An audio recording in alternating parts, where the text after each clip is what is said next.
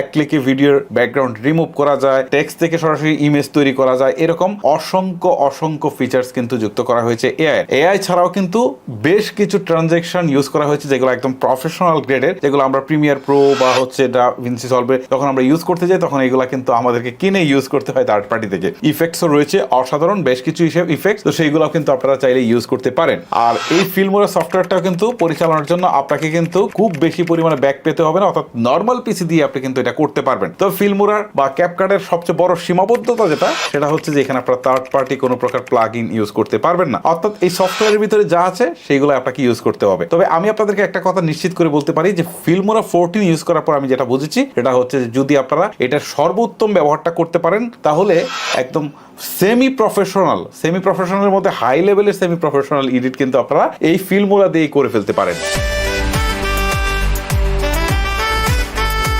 আপনি যদি প্রফেশনাল লেভেলের ভিডিও এডিট করতে চান তাহলে আপনাকে মুভ করতে হবে অ্যাডোবি প্রিমিয়ার প্রোর দিকে। আমাদের দেশে যত বড় বড় ইউটিউব চ্যানেল আছে বা নাটকগুলো যে এডিট করা হয় সেগুলো কিন্তু অ্যাডোবি প্রিমিয়ার প্রো দিয়ে করা হয়। অ্যাডোবি প্রিমিয়ার প্রোর সবচেয়ে বড় সুবিধা হচ্ছে অ্যাডোবির যত বড় বড় সফটওয়্যার আছে সেগুলা একটার সাথে একটা সিনক্রোনাইজ করা হয়। যেমন অ্যাডোবি প্রিমিয়ার প্রোতে আপনি কোনো কাজ করছেন, সেই কাজটা যদি আপনার দরকার হয় যে অ্যাডোবি আফটার ইফেক্টসে নিয়ে যাবেন তাহলে জাস্ট এইখান থেকে কিন্তু